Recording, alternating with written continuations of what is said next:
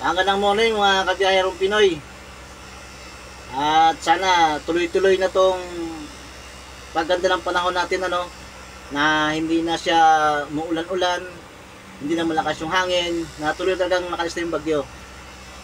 So ganoon lang yung mga kabiyahirong Pinoy, na sana pagbiyahe natin lagi tayong alalahan ni Lord.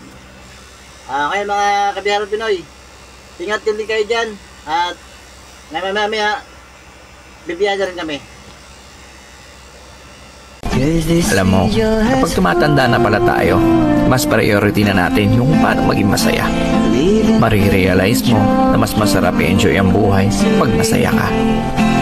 Di mo kailangan makipagtalo sa mga taong walang bilib sa'yo, as long as nag-enjoy ka naman sa ginagawa mo.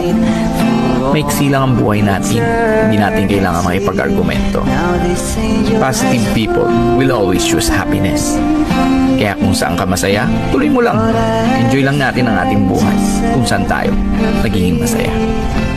Did what I did because I love her so. Will she